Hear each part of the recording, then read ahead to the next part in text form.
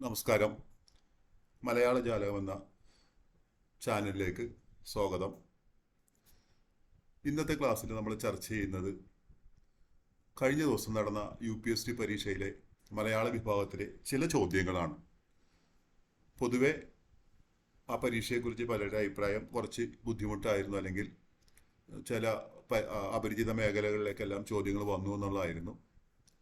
ഇപ്പോൾ ഏതായാലും ഇപ്പോൾ ഒരു കാര്യം നമുക്ക് മനസ്സിലാക്കേണ്ടത്, ഇനിയുള്ള പരീക്ഷകളും ഇത്തരം കുറേ കൂടി വിശദമായ രീതിയിലുള്ള ചോദ്യങ്ങൾ പ്രതീക്ഷിക്കാം എന്നുള്ളത് തന്നെയാണ്, എന്നുള്ളൊരു സൂചന തന്നെ നമുക്ക് ഈ പരീക്ഷയിൽ നിന്നുണ്ട്. അപ്പോൾ ഇതുപോലുള്ള ചോദ്യങ്ങൾ എങ്ങനെ, അതിൻ്റെ ഉറവിടം എവിടെയാണ്, അല്ലെങ്കിൽ ആ ഉത്തരങ്ങൾ എങ്ങനെയാണ് വരുന്നത് എന്നുള്ളൊരു രീതിയിൽ നമ്മൾ നോക്കണേണ്. നമുക്ക് ആ ചോദ്യത്തിലേക്ക് വരാം. കഞ്ചനേർമിഴി ബഹുബ്രീഹിയുടെ ഏത് വിഭാഗത്തിൽ പെടുന്നു എന്നതായിരുന്നു ചോദ്യം. ഉപമാഗർഭം, ഉപമാലുപ്തം, ഉപമാനലുപ്തം മൂന്നിലും പെടില്ല, ഇതായിരുന്നു ചോദ്യം. ഇനി അതിൻ്റെ ഉത്തരത്തിലേക്ക് വരാം. സമാസം നമ്മൾ പഠിക്കുമ്പോൾ പ്രധാനമായിട്ടും പദങ്ങളുടെ പ്രാധാന്യം അനുസരിച്ച് നമ്മളതിനെ 4 വിഭാഗമായിട്ട് തിരിക്കാറുണ്ട്. ഇപ്പോൾ നമ്മൾ പൂർവ്വപദത്തിന് പ്രാധാന്യം വരുന്നത് അവയീഭാവനെന്നും, ഉത്തരപദത്തിന് പ്രാധാന്യം വരുന്നതിന് തൽപുരുഷനെന്നും, 2 പദത്തിനും പൂർവോത്തര പദങ്ങൾക്കും പ്രാധാന്യം വരുന്നതിന് ദ്വന്ദ്വ സമാസമെന്നും, അന്യപദത്തിന് പ്രാധാന്യം വരുന്നത്, പൂർവോത്തര പദങ്ങൾക്ക് പ്രാധാന്യം വരാത്തത്, അതാണ് അന്യപദത്തിന് പ്രാധാന്യം വരുന്നതിന് ബഹുവ്രീഹി എന്നാണ് നമ്മൾ പഠിച്ചു പോന്നിട്ടുള്ളത്. ഇപ്പൊ ഇവിടുത്തെ ചോദ്യം വന്നിട്ടുള്ളത് ബഹുവ്രീഹിയിൽ തന്നെയുള്ള ഒരു വിഭാഗത്തിലേക്കാണ്. അതുകൊണ്ടാണ് ബഹുവ്രീഹി എന്നൊരു പൊതുവിഭാഗം നമ്മൾ മിക്കവാറും പഠിച്ചിട്ടുണ്ടാവും, പക്ഷെ ബഹുവ്രീഹിയിൽ നിന്നുള്ളൊരു ഉപവിഭാഗത്തിലേക്ക് വന്നുകൊണ്ടാണ് ആ ചോദ്യത്തിൽ കുറച്ച് പേർക്കെങ്കിലും ബുദ്ധിമുട്ട് വന്നത്. ഇവിടെ ബഹുവ്രീഹിയുടെ ഉപവിഭാഗത്തിലേക്ക് വരുമ്പോൾ നമ്മുടെ ഉത്തരം ഉപമാഗർഭ ബഹുവ്രീഹിയായിരുന്നു. ഉപമാഗർഭ ബഹുവ്രീഹിയാണ് വരുന്നത്.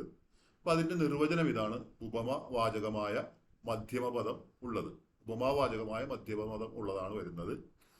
സമാസത്തിൽ അറിയാത്തവർക്ക് അറിയാം, പൂർവപദം, മധ്യമപദം, ഉത്തരപദം അങ്ങനെ വരുന്നത്. ഇപ്പൊ ഇവിടെ കഞ്ച, നേർ, മിഴി, ഇവിടെ നമ്മൾ ആ 3 പദം എടുക്കുമ്പോൾ കഞ്ച എന്നുള്ളത് താമര എന്നുള്ള അർത്ഥത്തിൽ വരുന്നതാണ്. കഞ്ച എന്നുള്ളത് പൂർവപദമായിട്ടും, നേർ എന്നുള്ളത് മധ്യമപദമായിട്ടും, മിഴി എന്നുള്ളത് ഉത്തരപദമായിട്ടുമാണ് വരുന്നത്. അപ്പൊ അതാണ് അതിന്റെ വിഗ്രഹാർത്ഥം വരുമ്പോൾ കഞ്ചത്തോട് നേരായ മിഴിയുള്ളവർ എന്നാണ് അർത്ഥം വരുന്നത്. കഞ്ചത്തോട് നേരായ മിഴിയുള്ളവർ. ഇത് AR രാജരാജവർമ്മയുടെ കേരള ഭാഷാഭൂഷണത്തിൽ അവധിയിൽ നിന്ന് തന്നെ എടുത്തിരിക്കുന്ന ഒരു ചോദ്യമാണിത്. അതിൽ ഈ ഉദാഹരണം തന്നെ അതിൽ കൊടുത്തിരിക്കുന്നത് അത് തന്നെയാണ് നേരെ എടുത്തിരിക്കുന്നത് ആ ചോദ്യമാണത്. അപ്പൊ ഇതാണ് അവിടെ ആ ഉപമവാചകമായ നേർ അല്ലെങ്കിൽ നേരായ. നമുക്കറിയാം, അലങ്കാരം പഠിക്കുമ്പോൾ നമ്മൾ ഉപമവാചകങ്ങൾ എന്തെങ്കിലും പഠിച്ചിട്ടുണ്ട്. അപ്പൊ അതുപോലെ ഇവിടെ അത് ചേർന്ന് വരുന്നതാണ് ഇത് വരുന്നത്. ആ കഞ്ച, നേർമിഴി, ആ മധ്യമപദം ഉണ്ടായിരിക്കും, അത് ഉപമവാചകമായിരിക്കും. അതാണ് അതിന്റെ വിഗ്രഹാർത്ഥം, കഞ്ചത്തോട് നേരായ മിഴിയുള്ളവർ എന്ന് വരുന്നത്. അതുപോലെ തന്നെ മറ്റൊരു ഉദാഹരണമാണ് മതി നേർമുഖി. മതി, ചന്ദ്രന് നേരായ മുഖമുള്ളവൾ, മതി നേർമുഖി, അതാണ് മതിക്ക് നേരായ മുഖമുള്ളവൾ എന്നുള്ളതാണ്. നമുക്ക് ഉപമാഗർഭത്തിൽ നിന്ന് ഇതിലേക്ക് വരുമ്പോൾ അത് ഉപമാലുപ്തയിലേക്ക് വരുമ്പോൾ അത് മനസ്സിലാകും. അത് ഇവിടെ വരുമ്പോൾ മതിമുഖിയാണുള്ളത്, ആ മധ്യമപദം അവിടെ ഇല്ല. അതാണ് അതിന്റെ പ്രത്യേകത. ഉപമാ വാചകമായ മധ്യമപദം ലോപിച്ചാണ് പോയിരിക്കുന്നത്. അത് 2 കാര്യങ്ങൾ ഓർത്താൽ മതി. ഒരിടത്ത് മധ്യമപദം ഉണ്ട്, ഉപമാഗർഭത്തിൽ മധ്യമപദം ഉണ്ട്, ഉപമാലുപ്തത്തിൽ അത് ഇല്ല. അപ്പൊ അവിടെ ഉദാഹരണമായി മതിമുഖി, മതിയെ പോലുള്ള മുഖമുള്ളവൾ, അവിടെ നേർന്നുള്ള ആ മധ്യമപദം ഇല്ല അവിടെ. അതാണ് എന്റെ സവിശേഷത. മാൻമിഴി, മാനിന്റെ മിഴി പോലുള്ള മിഴിയുള്ളവൾ എന്നാണ് വരുന്നത്. അപ്പൊ അത് മറ്റൊരു ഓപ്ഷൻ ഇതായിരുന്നു. 3ാമത്തെ ഓപ്ഷൻ ആയിരുന്നു ഉപമാനലുപ്ത ബഹുവ്രീഹി എന്താണെന്നുള്ളതാണ്. അപ്പൊ ഉപമാനപദം ലോപിച്ചു വരുന്നതാണ്. ഉപമാനപദം ലോപിച്ചു വരുന്നതാണ്. അപ്പൊ ഉപമാനം, ഉപമേയം അതെല്ലാം അലങ്കാരത്തിൽ പഠിച്ചിട്ടുള്ളതാണ്. ഉപമാനപദം ലോപിച്ചു വരുന്നതാണെങ്കിൽ അത് ഉപമാനലുപ്ത ബഹുവ്രീഹിയാണ്. പേടക്കണ്ണി, അവിടെ അങ്ങനെ തന്നെയാണ്. പേടക്കണ്ണി, പേടയുടെ കണ്ണുപോലുള്ള കണ്ണുള്ളവൾ, പേടയുടെ കണ്ണുപോലുള്ള കണ്ണുള്ളവൾ, അതാണ് ഉപമാന ലുപ്ത ബഹുവ്രീഹി. ഉദാഹരണം 4ാമത്തെ ഇതൊന്നുമല്ല എന്നുള്ളതായിരുന്നു. ഇവിടെ ബഹുവ്രീഹിയുടെ വിഭാഗം വന്നപ്പോൾ ദ്വന്ദ്വസമാസത്തിനും 2 വിഭാഗം വരുന്നുണ്ട്. ഈ ദ്വന്ദ്വസമാസത്തിൽ വരുന്ന 2 വിഭാഗങ്ങളൊന്ന് നോക്കാം. ഇതരേതര ദ്വന്ദ്വൻ, നമ്മൾ ദ്വന്ദ്വസമാസം എപ്പോഴും പഠിക്കുമ്പോഴേക്കും പറയുന്നത് പൂർവോത്തര പദങ്ങൾക്ക് തുല്യ പ്രാധാന്യമുള്ളത്, അല്ലെങ്കിൽ ഘടകപദങ്ങൾക്ക് തുല്യ പ്രാധാന്യമുള്ളത്, അല്ലെങ്കിൽ രണ്ട് പദങ്ങൾക്കും അങ്ങനെയൊക്കെ നമ്മൾ നിർവചനം കൊടുക്കുന്നത്. ഇവിടെ ഇതരേതര ദ്വന്ദ്വൻ എന്ന് പറയുമ്പോൾക്ക് ഈ ഒരു സവിശേഷത, ഈ ഘടകപദങ്ങളുടെ അവസാനം ബഹുവചന പ്രത്യയം ഉണ്ടായിരിക്കും. അതാണ് അതിന്റെ പ്രത്യേകത. ഇതരേതര ദ്വന്ദ്വൻ എന്ന് പറയുമ്പോഴേക്കും ദ്വന്ദ്വ സമാസത്തിന്റെ, നമ്മളിപ്പോൾ ബഹുവ്രീഹി നോക്കിയ പോലെ തന്നെ ദ്വന്ദ്വ സമാസത്തിന് രണ്ട് വിഭാഗം വരുന്നതാണ്. അവിടെ വരുമ്പോഴാണ് ഈ ഘടകപദങ്ങളുടെ അവസാനം ബഹുവചന പ്രത്യയം കാണുകയാണെങ്കിൽ അത് ഇതരേതര ദ്വന്ദ്വനായിരിക്കുള്ളത്. ഇപ്പോൾ ഉദാഹരണം സൂര്യചന്ദ്രന്മാർ, സൂര്യചന്ദ്രന്മാർ, അവിടെ ഘടകപദങ്ങളുടെ അവസാനം കണ്ട ആർ ചന്ദ്രന്മാർ, അങ്ങനെ ബഹുവചനം ഇതാണ് വരുന്നത്. ഇപ്പൊ വിഗ്രഹാർത്ഥം എടുക്കുമ്പോൾ സൂര്യനും ചന്ദ്രനും എടുക്കുന്നുണ്ട്. ഇപ്പൊ രാമലക്ഷ്മണന്മാർ, രാമനും ലക്ഷ്മണനും, ലക്ഷ്മണനും രാമനും ലക്ഷ്മണനും അങ്ങനെ വരുന്നത്. ഇതാണ് ഇതരേതര ദ്വന്ദ്വൻ എന്ന് പറയുന്നത്. പിന്നെ അതിന്റെ മറ്റൊരു വിഭാഗത്തിലേക്ക് വരാം, സമാഹാര ദ്വന്ദ്വൻ എന്ന് പറയുന്നുണ്ട്. ദ്വന്ദ്വ സമാസത്തിന്റെ മറ്റൊരു വിഭാഗമാണ് വരുന്നത്. ഇത് ഓർത്തിരിക്കാൻ വളരെ എളുപ്പമാണ്. ഇപ്പൊ നമ്മൾ ഇതരേതര ദ്വന്ദ്വൻ എന്ന് പറയുമ്പോഴേക്കും ആ പദം, നമുക്ക് തന്നിരിക്കുന്ന പദം അവസാനിക്കുന്നത് ബഹുവചനത്തിലായിരിക്കും. സമാഹാര ദ്വന്ദ്വനാണെങ്കിൽ ഏകവചനത്തിലായിരിക്കുള്ളൂ. ഘടകപദങ്ങൾ ഏകവചനാന്തങ്ങളാണ്, ഏകവചനത്തിൽ അവസാനിക്കുന്നതാണെന്നുള്ളതാണ്. ജരാനര, ജരയും നരയും, ജരാനര, ജരയും നരയും, കൈകാൽ, കയ്യും കാലും, കയ്യാൽ കയ്യും കാലും, ഇങ്ങനെ വരുന്നതാണ് സമാഹാര ദ്വന്ദ്വം. ജരാനര, ജരയും എന്നാണ് അവിടെ ദീർഘം കൂടുതൽ വന്നിട്ടുണ്ട്. ജര, ജരയും നരയുമാണ്. അപ്പൊ അവിടെ ഏകവചനത്തിൽ അവസാനിക്കുന്നതാണ് വന്നിരിക്കുന്നത്. അടുത്തത് അലങ്കാരത്തിൽ നിന്നൊരു ചോദ്യം വരുന്നത്. അലങ്കാരത്തിൽ നിന്നുള്ള ഒരു ചോദ്യമാണ് മറ്റൊന്നുണ്ടായിരുന്നത്.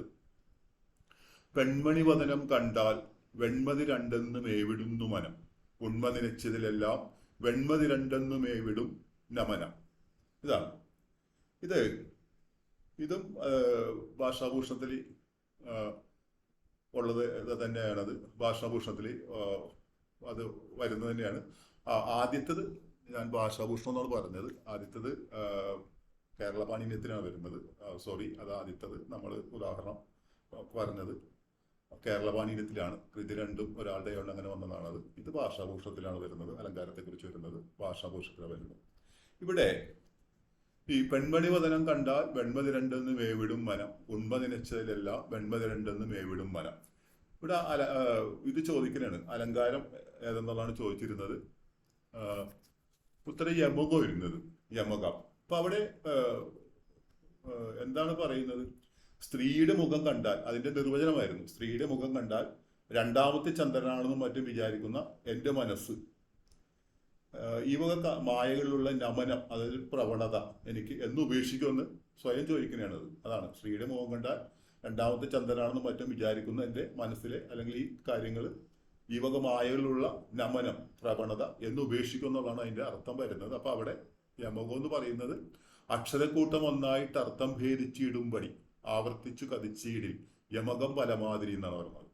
അക്ഷരക്കൂട്ടം ഒന്നായിട്ട് അർത്ഥം ഭേദിച്ചിടുംപടി ആവർത്തിച്ചു കതിച്ചീടിൽ യമകം പലമാതിരി. അപ്പൊ രണ്ടോ അതിലധികവും അക്ഷരങ്ങളെ തന്നെ അനുക്രമം തെറ്റാതെ ഒന്നായിട്ട് ആവർത്തിക്കുന്നത് യമകം. അതാണ് രണ്ടോ അതിലധികവും അക്ഷരങ്ങളെ തന്നെ അനുക്രമം തെറ്റാതെ ഒന്നായിട്ട് ആവർത്തിക്കുന്നതാണ് യമകം. യമകത്തിന്റെ നിർവചനം പഠിച്ചിട്ടുള്ളതാണിത്. ഇനി നമുക്ക് ചോദ്യത്തിൽ വന്നതിന് അതുപോലെ തന്നെ നമുക്ക് മറ്റൊരു ഉദാഹരണം നോക്കിയാൽ കുറച്ചും കൂടി എളുപ്പത്തിൽ അത് മനസ്സിലാവും. ഒരു ഉദാഹരണത്തിലേക്ക് വരാം. ഇവിടെ ഇത് ഭാഷാഭൂഷണത്തിൽ തന്നെയുള്ളൊരു ഉദാഹരണമാണിത്. ഇവിടെ ഒരു പദം അതിങ്ങനെ പല അർത്ഥത്തിൽ വരുന്നു എന്നുള്ളതാണ് പറയുന്നത്. അപ്പൊ മാലതീ മലർ ചേർന്നോരു മാലതീ ജ്വാല എന്ന പോൽ മാലതീ ഇവനേകുന്നു മാലതീ തുല്യേങ്ങുനി, അതാണ് പറയുന്നത്. അപ്പൊ ഇവിടെ മനസ്സിലാക്കേണ്ടത് ഈ 4 വരികളിലെയും മാലതി എന്നുള്ളത് 4 അർത്ഥത്തിലാണ് വരുന്നത്. ആദ്യത്തേത് മാലതി എന്ന് പറയുമ്പോഴേക്കും മാലതി മലർ, ആ പിച്ചക മാല, ആ പിച്ചക പൂ ചേർന്നൊരു മാല. അടുത്ത വരുമ്പോഴേക്കും ആ മാല തീജ്വാല എന്ന പോൽ. ഞാൻ അവിടെ അത് മാലതി എന്നുള്ളതിനെ അടുപ്പിച്ച് കൊടുത്തിരിക്കുന്നത് ആവർത്തിച്ച് വരുന്നതിന്റെ അർത്ഥം വ്യത്യസ്തമാണെന്ന് കാണിക്കാൻ വേണ്ടി അങ്ങനെ ഒരു ചെറിയൊരു ഗ്യാപ്പ് ഇട്ട് കൊടുത്തേക്കാണ്. ശരിക്കും അത് മാല തീജ്വാല അങ്ങനെ ചേർന്ന് വരുള്ളൂ. അപ്പൊ ഇവിടെ രണ്ടാമത്തെ മാലതി, ആദ്യത്തെ മാലതി എന്ന് പറയുമ്പോൾ പിച്ചകമാണ്. രണ്ടാമത്തെ വരുമ്പോൾ മാല തീജ്വാല എന്ന പോൽ. ഇപ്പൊ പിച്ചക പൂക്കളുള്ള മാല ഒരു തീജ്വാല എന്ന പോലെ, തീജ്വാല എന്ന പോലെ. മൂന്നാമത്തേലേക്ക് വരുമ്പോൾ മാല് അതീവന് ഏകുന്നു. മാല് എന്ന് പറയുമ്പോൾ ദുഃഖം, അവന് ഈ ഈ എനിക്ക് മാലതി ഇവനേകുന്നു, എനിക്കത് ദുഃഖമേകുന്നു. നാലാമത്തെ വരുമ്പോൾ മാലതീ തുല്യ, മാലതീ തുല്യ എന്ന് പറയുമ്പോൾ ചന്ദ്രിക പോലെ ശീതകാരിണിയായ നീ, ചന്ദ്രിക പോലെ ശീതകാരിണിയായ നീ എവിടെ? അതാണ് മാലതീ മലർ ചേർന്ന ഒരു മാല തീജ്വാല എന്ന പോൽ മാലതീവനേകുന്നു, മാലതീ തുല്യങ്ങു നീ.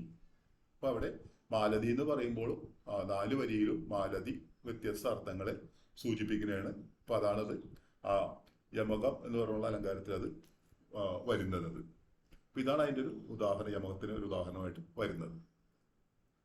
നമുക്കറിയാം അലങ്കാരങ്ങൾ പറയുമ്പോൾ നമുക്കിവിടെ അർത്ഥാലങ്കാരം ശബ്ദാലങ്കാരം 2ആയിട്ട് തിരിക്കുന്നുണ്ട്.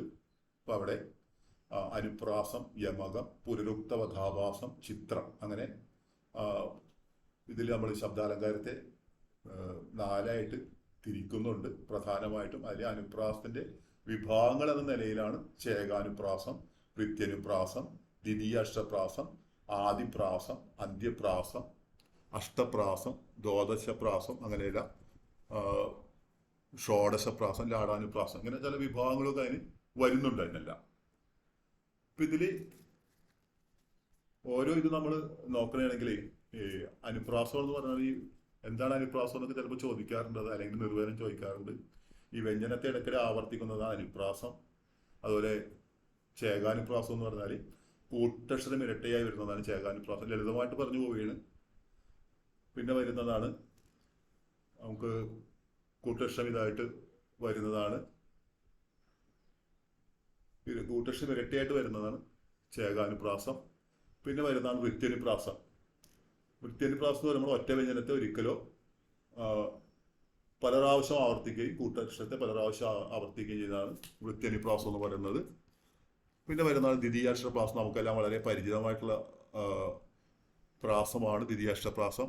ഈ ദ്വിതീയാക്ഷരപ്രാസത്തെ ലീലാതിലകത്തിൽ പാദാനുപ്രാസം എന്നാണ് പറയുന്നത്. ലീലാതിലകകാരൻ പാദാനുപ്രാസം എന്ന് പറഞ്ഞിട്ടുള്ള പ്രാസം എന്നൊരു ചോദ്യമുണ്ട്, അത് ദ്വിതീയാക്ഷരപ്രാസമാണ്.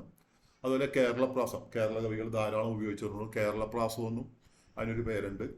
പാട്ട് പ്രസ്ഥാനത്തിൽ നമ്മൾ പാട്ടിന്റെ ലക്ഷണത്തിൽ പറയുന്ന എതുക എന്ന് പറയുന്നത് ദ്വിതീയാക്ഷരപ്രാസം എന്നാണ് പറയുന്നത്. മറ്റൊന്നാണ് ആദിപ്രാസം. ആദിപ്രാസത്തിന് ആംഗലപ്രാസം എന്നൊരു പേരുണ്ട്. അതുപോലെ തന്നെ കാളിദാസിന് പ്രിയപ്പെട്ട പ്രാസം എന്നും ആദിപ്രാസത്തെക്കുറിച്ച് പറയുന്നുണ്ട്. മറ്റൊന്നാണ് അന്ത്യപ്രാസം. അന്ത്യപ്രാസത്തിന് മഹാരാഷ്ട്ര പ്രാസം എന്നൊരു പേരും കൂടിയുണ്ട്. പിന്നെ അഷ്ടപ്രാസം, ദ്വാദശപ്രാസം, അതുപോലെ തന്നെ ഷോഡശപ്രാസം, ലാടാനുപ്രാസം, ഇങ്ങനെ വരുന്നുണ്ട്. ഇപ്പോൾ ഇവിടെ എല്ലാം നമുക്ക് ഈ അഷ്ടപ്രാസം പോലെ പറഞ്ഞാണെങ്കിൽ അത് 2 യതിഘട്ടങ്ങളിൽ ഈ 2 ആവർത്തിക്കുന്നു. ദ്വാദശയിൽ വരുമ്പോൾ 3 അക്ഷരത്തിൽ 3 അക്ഷരം ആവർത്തിക്കുന്നു. അങ്ങനെ അതിന്റെ വ്യത്യസ്ത ഇതായിട്ട് അങ്ങനെയാണ് വരുന്നത്. അപ്പൊ ഈ രീതിയിലാണ് ആ ചോദ്യം വന്നിട്ടുള്ളത്. മറ്റൊന്ന് പദശുദ്ധിയായിരുന്നു ഉണ്ടായിരുന്നത്.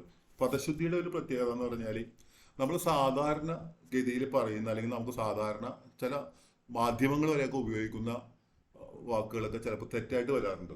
പക്ഷെ അത് അത്തരം പദങ്ങളെ നമ്മൾ പരിചയപ്പെട്ടിട്ട് വേണം പരീക്ഷയ്ക്ക് പോകാനായിട്ട്. കാരണം അത് സൂക്ഷ്മമായിട്ട് തന്നെ നോക്കണം. അത് ചിലപ്പോൾ അത് ചില വാക്കുകൾ ചേരുമ്പോൾ അതിന്റെ മറ്റൊന്ന് ചേരുമ്പോഴൊക്കെ അർത്ഥം മാറി വരാനായിട്ട് സാധ്യതയുണ്ട്. ഇപ്പൊ അസ്ഥികൂടം എന്ന് പറയുമ്പോഴും അസ്ഥിഭാരം എന്ന് പറയുമ്പോഴും രണ്ടിടത്തുള്ള വ്യത്യാസം. അടിമത്തം, അടിമത്തം എല്ലാവർക്കും അറിയാവുന്ന പോലെ തം എന്ന പ്രത്യയം മലയാള പദങ്ങൾക്കും ത്വം എന്ന പ്രത്യയം സംസ്കൃത പദങ്ങൾക്കുമാണ് നമ്മൾ ഉപയോഗിക്കുന്നത്. അതുപോലെ തന്നെ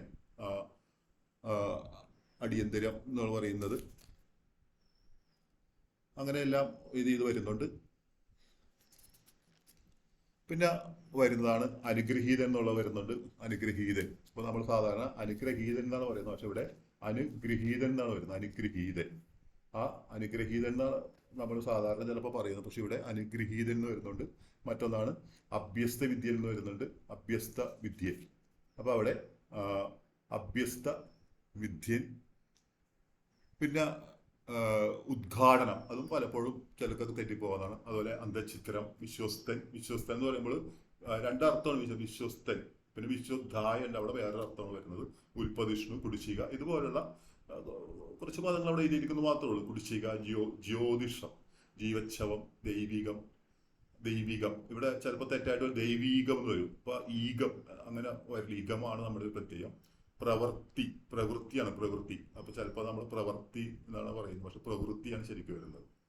നിഘണ്ടു, പതിവ്രത, ഭോഷത്വം, മാധ്യസ്ഥ്യം, വാഗ്മാധുര്യം, വാഗ്ദാനം, അങ്ങനെ ചില പദങ്ങളൊക്കെ നമ്മൾ ഇത്തരം പരീക്ഷയ്ക്ക് പോകുമ്പോൾ നമ്മളത് കുറച്ചുകൂടി ഒന്ന് ശ്രദ്ധിച്ച് തന്നെ പോകേണ്ടിയിരിക്കുന്നു. അതുകൊണ്ടാണ് നമുക്ക് അവിടെ ഇന്നലത്തെ ചോദ്യത്തിൽ അങ്ങനെ വന്നിട്ടുള്ള ആ പദങ്ങളുടെ ഒരു പ്രത്യേകത പെട്ടെന്ന് നമുക്ക് ഒറ്റയിൽ നമുക്ക് നോക്കുമ്പോൾ അത് ഇതാണെന്ന് തോന്നും. പക്ഷെ അത് സൂക്ഷ്മമായിട്ട് നോക്കുമ്പോൾ ചിലപ്പോൾ വ്യത്യാസങ്ങൾ കാണാറുണ്ട്. അപ്പം ഇത്തരം പദങ്ങൾ, കുറച്ച് പദങ്ങളും കൂടി പരിചയപ്പെട്ട് തന്നെ പോകണം നമ്മൾ. അത് കൂടാതെ നമുക്ക് ഉണ്ടായിരുന്നതാണ് യുനെസ്കോ സാഹിത്യ നഗരം എന്ന പദവി കൊടുത്തത്. ഇതിനകത്ത് അത് കൂടാതെ തന്നെ മയ്യഴിപ്പുഴയുടെ തീരങ്ങളിൽ നിന്ന് വന്ന ആ നോവലിനെ കുറിച്ചും ഇത് രണ്ടെണ്ണം നമ്മൾ ശരിക്കും പറയുകയാണെങ്കിൽ മാർച്ച് മാസത്തെ ഭാഷാഭൂഷണിയിൽ ഈ യുനെസ്കോ സാഹിത്യ നഗരമായിട്ട് എടുത്ത പ്രത്യേകതയെക്കുറിച്ച് വളരെ വിശദമായിട്ട് അതിൽ പറയുന്നുണ്ട്. അതുപോലെ മെയ് മാസത്തെ ഭാഷാഭൂഷണി എടുക്കുകയാണെങ്കിൽ വളരെ കൃത്യമായിട്ട് ആ മെയ് മാസത്തെ ഭാഷാഭൂഷണിയിൽ ഈ മയ്യഴിപ്പുഴ തീരങ്ങളെ കുറിച്ച് വളരെ മുകുന്ദന്റെ ചിത്രം വെച്ചിട്ടുള്ളൊരു ആ ലക്കത്തിൽ അങ്ങനെ വന്നിട്ട് അതുകൊണ്ട് വിശദമായിട്ട് ഈ മയ്യഴിപ്പുഴ പറയുന്നുണ്ട്. അപ്പോൾ നമ്മൾ ഏതെങ്കിലും കുറച്ച് ആനുകാലിക പ്രസിദ്ധീകരണങ്ങളൊക്കെ നമ്മൾ വായിച്ച് ഇരിക്കണം. പ്രധാനമായിട്ടും നമ്മൾ മാതൃഭൂമി ഭാഷാഭൂഷണികളെ കുറച്ചെന്തെങ്കിലും വായിച്ചിരുന്നു കഴിഞ്ഞാൽ ഇത്തരം ചില കാര്യങ്ങളൊക്കെ നമുക്ക് മനസ്സിലാക്കാനായിട്ട് സാധിക്കും. പിന്നെ ഒന്നുണ്ടായത് വാസന വികൃതി എന്ന ചെറുതയെക്കുറിച്ചാണ് നമ്മുടെ മലയാള ജാലകത്തിൻ്റെ തന്നെ നമ്മളൊരു തൊട്ടുമുമ്പ് പരീക്ഷയ്ക്ക് തൊട്ടുമുമ്പുള്ള ഒരു വീഡിയോയിൽ നമ്മൾ ആ ചോദ്യം പറഞ്ഞിട്ടുണ്ടായിരുന്നത്. വാസന വികൃതി എന്ന ചെറുകഥ പ്രസിദ്ധീകരിച്ച മാസിക എന്നുള്ള ചോദ്യം നമ്മൾ സൂചിപ്പിച്ചിട്ടുണ്ടായിരുന്നതാണ്. അതുപോലെ പത്രമാസികകളും അതിൽ പ്രധാന കൃതികളും ഒക്കെ പലപ്പോഴും ചോദ്യങ്ങൾ വരാറുള്ളതാണ്. പിന്നെ അതുപോലെ തന്നെ വള്ളത്തോളിൻ്റെ കുറിച്ചുള്ള ഒരു ചോദ്യം ഉണ്ടായിരുന്നു. പ്രധാനമായിട്ടും വള്ളത്തോൾ ആശാൻ ഈ ആധുനിക കവിത്രയത്തിൽ പലപ്പോഴും കൂടുതൽ വരുന്നത് ആശാനും വള്ളത്തോളാണ് കൂടുതൽ വരുന്നത്. അപ്പോൾ ആ രീതിയിലൊക്കെയാണ് ചോദ്യങ്ങൾ വരിക. എന്നാലും നമുക്ക് ഒരു കാര്യം ശ്രദ്ധിക്കാനുള്ളതെന്ന് പറഞ്ഞാൽ നമുക്ക് കുറെ കൂടി അപരിചിത മേഖലകൾ പരിചയപ്പെട്ടിട്ട് വേണം നമുക്ക് ഈ പരീക്ഷകൾക്ക് പോകുമ്പോൾക്ക്. കാരണം ഓരോ പരീക്ഷയും ഇപ്പോൾ UPSC മാത്രമല്ല, ഇനിയിപ്പോൾ നമുക്ക് അടുത്ത LPയുടെ വരാൻ പോകുന്നു. അതുപോലെ ഓരോ പരീക്ഷയും ചെറിയ ചില പരീക്ഷകൾ പോലും വളരെ സൂക്ഷ്മമായ രീതിയിലേക്കൊക്കെ അതിൻ്റെ ചോദ്യങ്ങൾ മാറുന്ന കൊണ്ട് നമുക്കതിൻ്റെ ഇത്തരം കാര്യങ്ങൾ കൂടി ശ്രദ്ധിച്ചുകൊണ്ട് അതുപോലെ നമ്മൾ കുറെ കൂടി സൂക്ഷ്മമായ രീതിയിലുള്ള പഠനം നടത്തിക്കൊണ്ട് നമുക്ക് പോകാനായിട്ട് സാധിക്കും. അപ്പോൾ ഇത് നമ്മളിൽ നിന്ന് വന്നിട്ടുള്ള ഇത്തരം ചോദ്യങ്ങളാണ് നമ്മളിവിടെ ചർച്ച ചെയ്തത്. നമുക്കിനി ഈ ക്ലാസ്സിനെ കുറിച്ച് നിങ്ങളുടെ അഭിപ്രായങ്ങളും അതുപോലെ തന്നെ മറ്റുള്ള നിർദ്ദേശങ്ങളൊക്കെ അറിയിക്കുക. നമുക്ക് ഇതുപോലുള്ള ചോദ്യങ്ങളും ഇതെല്ലാം ചെയ്തുകൊണ്ട് മറ്റൊരു ക്ലാസ്സിൽ വീണ്ടും കാണാം. നന്ദി.